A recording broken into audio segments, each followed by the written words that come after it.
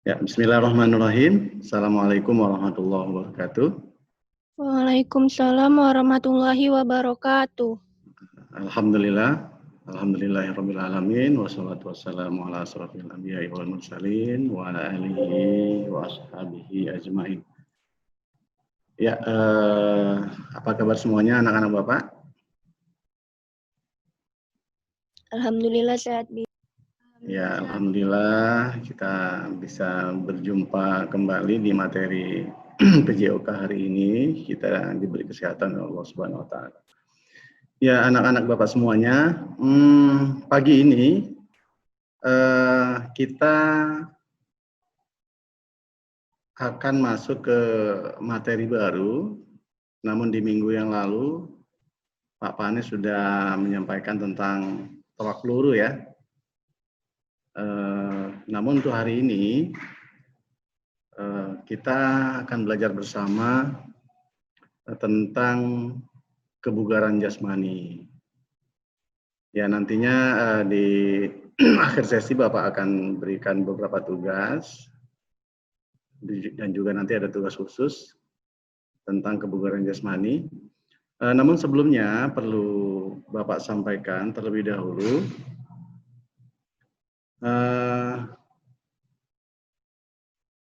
indikator pembelajaran kita hari ini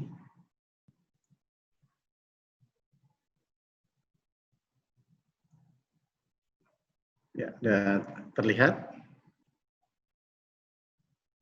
Ya. Indikator pembelajaran kita hari ini yaitu merancang program latihan kebugaran jasmani ya yang terkait dengan kesehatan, kekuatan otot, daya tahan otot, dan daya tahan pernapasan dan lain-lainnya ya. Beda dengan indikator pembelajaran di kelas 10 dan 11. Kalau di 10 untuk kebugaran jasmani masih di pemahaman materi dan teknisnya, untuk di kelas 11 itu menganalisis, dan yang di kelas 12 adalah merancang program latihan. Ya. Jadi itulah indikator pembelajaran kita hari ini. Jadi nanti di akhir sesi Bapak akan sampaikan beberapa soal dan ada tugas khusus dengan membuat deskripsi dari praktek merancang program latihannya, kemudian ditampilkan dalam gambar dan dikirim lewat psikologi yang sudah kita buat foldernya. Ya, untuk mempersingkat waktu kita lanjut ke pengertian ya. Sebelum kita mulai ke materi lebih jauh, namun Bapak perlu menjelaskan sebelumnya secara singkat apa sih kebugaran jasmani itu ya. Bapak yakin kalian sudah memahami karena di pengertian di kelas 10 dan 11 dan juga 12 diberi pengertian kebugaran jasmani itu adalah kesanggupan ya atau kemampuan. Apa kemampuan dan kesanggupan apa? Kemampuan dan kesanggupan tubuh untuk melakukan atau beradaptasi ya terhadap pembebasan fisik yang diberikan kepadanya. Jadi sehingga tidak menimbulkan kelelahan, tidak capek, dan bisa beraktivitas selanjutnya. Jadi pengertian kebugaran jasmani adalah mampu tubuh untuk beradaptasi. Kalau ada di antara kita yang belum mampu beradaptasi dan berpindah dari satu kegiatan yang lain dan dia merasa kelelahan dan menimbulkan kelelahan yang berlebihan, maka artinya seseorang tersebut tidak memiliki kebugaran jasmani yang baik. Nah, hari ini kita akan merancang beberapa pola latihan agar apa-apa saja yang kita lakukan itu mampu melatih kita untuk bisa menjaga kebugaran jasmani bagi tubuh kita semua. Yang pertama, programnya apa? Yang pertama adalah program peningkatan daya tahan jantung, paru, dan peredaran darah. Ya. Dari program tersebut yang ditargetkan adalah adanya daya tahan kardiovaskuler. Apa itu? Kemampuan seseorang dalam mempergunakan sistem jantung, sistem paru, dan peredaran darahnya secara efektif dan efisien. Efektif dan efisien itu apa? Untuk menjalankan kerja secara terus-menerus, ya, yang mengakibatkan yang melibatkan kontraksi otot dengan intensitas tinggi dalam waktu yang cukup lama.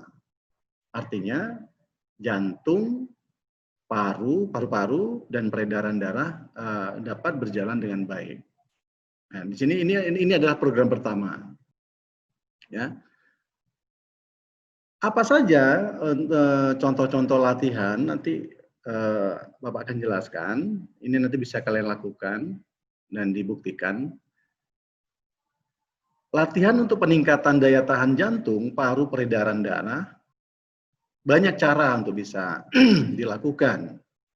Ya. Di antaranya contoh latihan itu adalah lari jarak jauh. Lari jarak jauh. Long distance ya, misalkan yang 1.200 ya, atau bukan estafet, lari lintas alam ya. Jadi ini membutuhkan kekuatan jantung, paru ya, paru-paru sehingga mampu melakukan dengan baik. Nah, dari contoh latihan lari jarak jauh dan lari lintas alam ini ada beberapa faktor interval training. Ini kalian perlu tahu, anak-anak Bapak semua perlu tahu. Untuk interval trainingnya, intensitas latihan dengan hitungan denyut nadi. Sering kan kita sebelum melakukan olahraga ataupun sebelum melakukan senam aerobik, kita pernah sering melakukan hitungan denyut nadi. Ini sudah pernah dipelajari di kelas 11, ya. 15 detik kali 4 atau 10 detik kali 6. Seperti itu. Nah, kemudian faktor interval training lainnya adalah yang perlu diperhatikan lamanya latihan. Lamanya latihan untuk agar efektif dan efisien dan mendapatkan efek daya tahan jantung, paru-paru, dan peredaran yang baik, peredaran darah yang baik, maka lamanya latihan itu berkisar 15 sampai dengan 30 menit. 15 sampai dengan 30 menit, setengah jam. Maka rata-rata seperti senam aerobik ya, atau senam-senam lainnya, durasi-durasi itu ditentukan tidak lebih dan kurang dari yang Bapak sampaikan tadi. Lamanya ya sekitar 15 sampai dengan 30 menit. Karena apa? Disinilah akan menimbulkan manfaat bagi tubuh. Sehingga terhindar dari beberapa penyakit, dari penyakit-penyakit yang berbahaya, apalagi penyakit-penyakit yang yang fatal ya. Seperti jantung ya dan lain-lainnya. Ini yang sangat dikhawatirkan. Maka untuk latihan peningkatan daya tahan jantung, paru-paru, dan peredaran darah ini juga perlu dilatih dan dikerjakan dengan benar sehingga tidak ada kesalahan. Ini program peningkatan daya tahan jantung, paru-paru, peredaran yang pertama. Program yang pertama. Program yang kedua yaitu program peningkatan kekuatan otot. Nah, kalian tahu, anak-anak Bapak yakin semua tahu bagaimana bentuk latihan, pola latihan untuk meningkatkan kekuatan otot. Ya, sering ya di kegiatan kebugaran jasmani, yaitu ada push up, ada sit up, ya, ada back lift, dan ada back up di antaranya seperti itu. Dan ada pengaruh-pengaruh dari pola latihan tersebut yang Bapak sebutkan, sehingga memberi efek kepada otot-otot tertentu. Misalkan kalau push up, dia akan memberi efek kepada otot lengan, seperti itu. Ya, ini adalah program peningkatan kekuatan otot. Maka biasanya sering dilakukan adalah dengan latihan beban. Latihan beban, ya, untuk mengembangkan kekuatan otot menggunakan gaya berat gravitasi benda tersebut. Ya, sehingga menentang gaya yang dihasilkan oleh otot melalui kontraksi konsentris atau eksentris pada tubuh. Jadi ada pengaruh dari latihan beban sehingga memberi pengaruh kepada otot yang dirasakan. Ya, pola-polanya ada beberapa contoh latihan dari latihan program peningkatan kekuatan otot. Yang pertama seperti leg press untuk melatih otot kaki, ya. Mungkin bisa kita lihat di kegiatan-kegiatan gyms, ya, di klub-klub gyms itu ada banyak alat yang digunakan untuk bisa melatih otot kaki. Atau chest press untuk membentuk otot dada, ya. Atau ada juga contoh latihan lain adalah pull over untuk membentuk otot dada juga.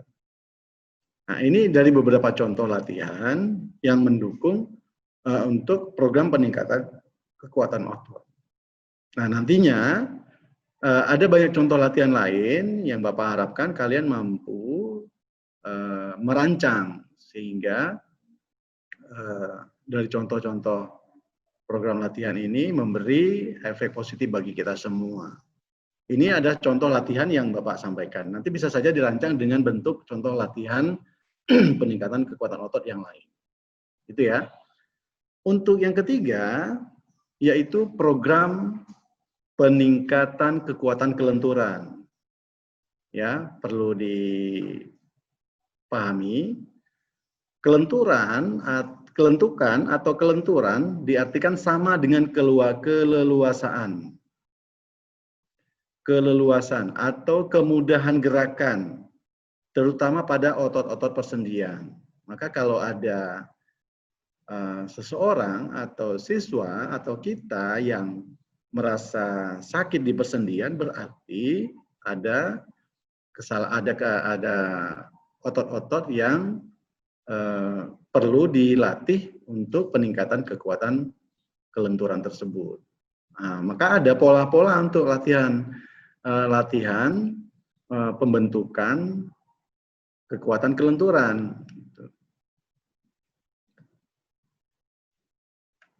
Ya, yang pertama latihan program peningkatan kekuatan kelenturan. Ini contoh latihannya ya. Ada latihan kelenturan pergelangan tangan. Ada juga latihan kelenturan tungkai punggung. Dan ada juga kelenturan untuk otot leher. Ini biasanya perenggangan di antara contohnya adalah otot leher. Biasanya ketika kita melakukan pemanasan, ini yang sering kita lakukan sehingga kelenturan khususnya pada otot leher ini tidak terganggu. Dan contoh kelenturan pergelangan tangan juga sering kita lakukan ketika pemanasan sebelum melakukan aktivitas berolahraga, ya juga memberi efek agar tidak terjadi pergelangan tangan tersebut keseleo atau bisa saja terkilir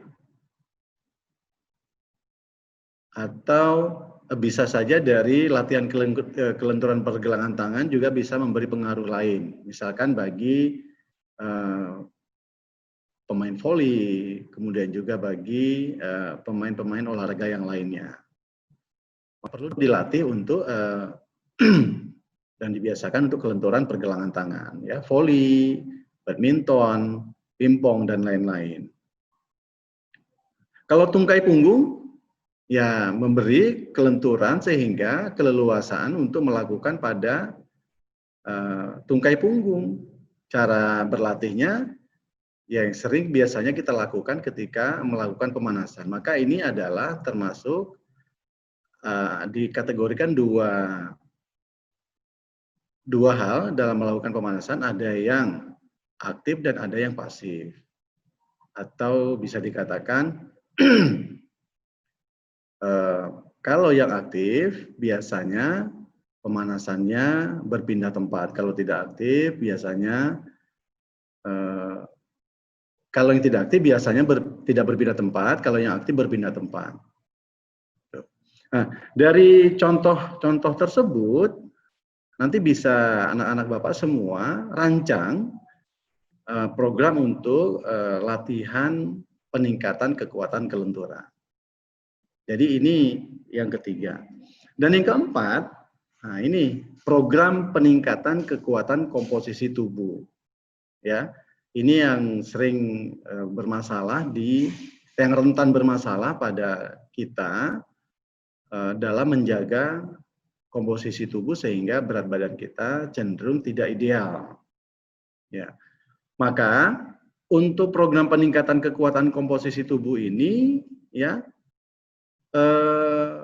perlu nantinya menjadi satu tugas akhir juga.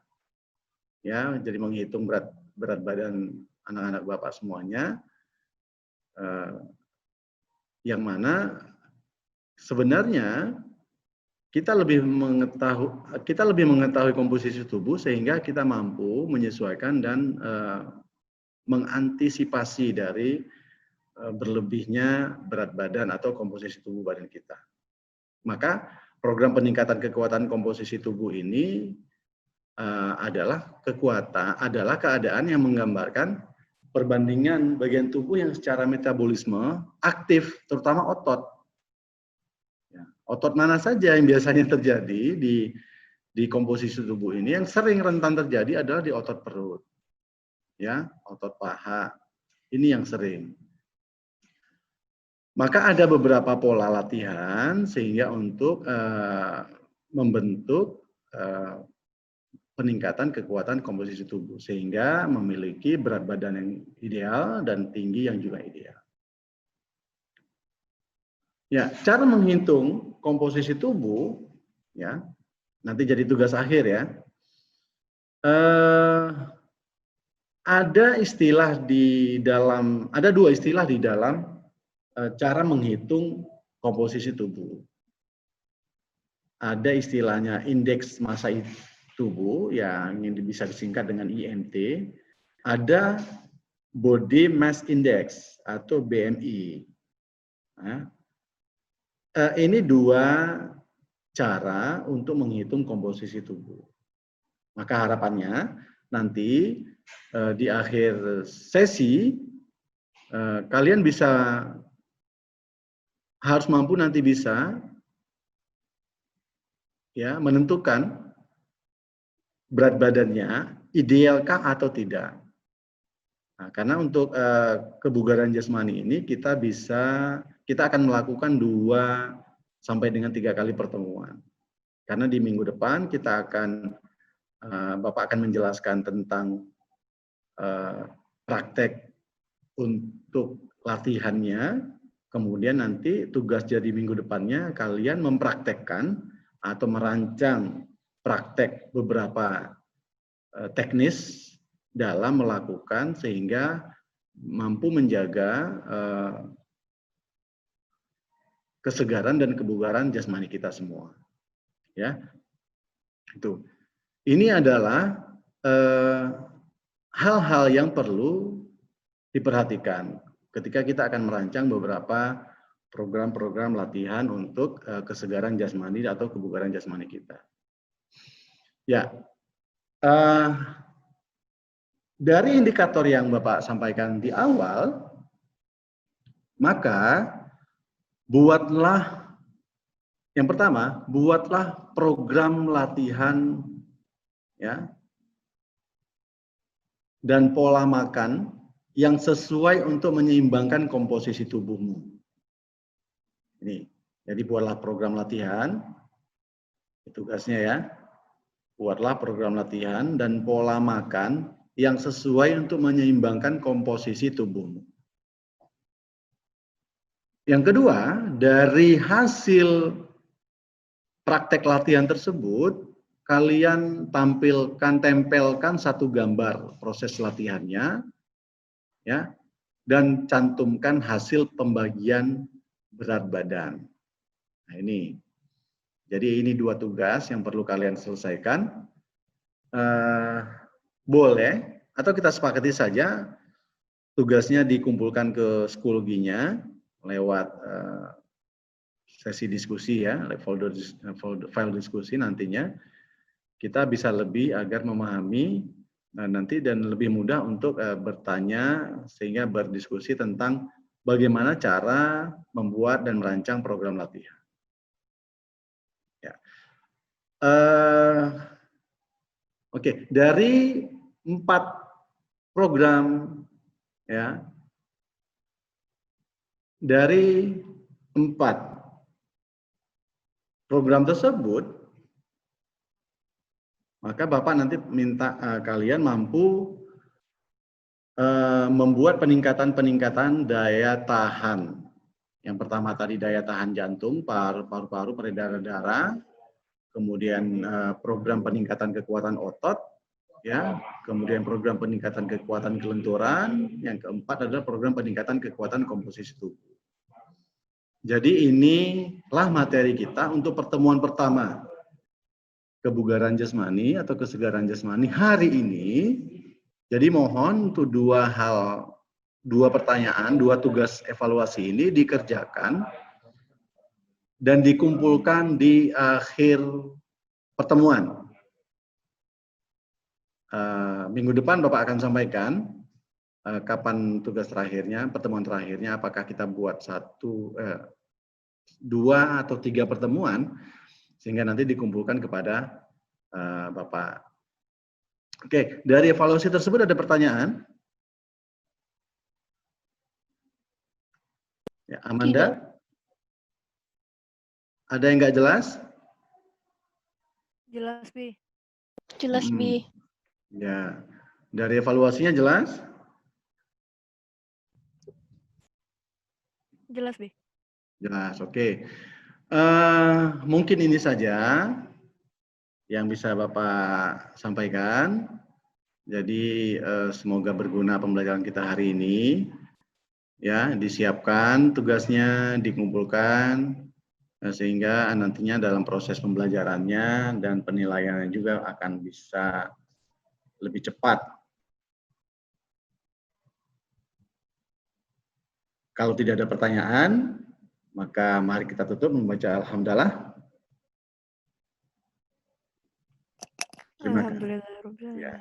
Terima kasih atas perhatiannya. Assalamualaikum warahmatullahi wabarakatuh. Waalaikumsalam warahmatullahi wabarakatuh. Thank you, Abi. Thank you, Abi. Thank you, Abi.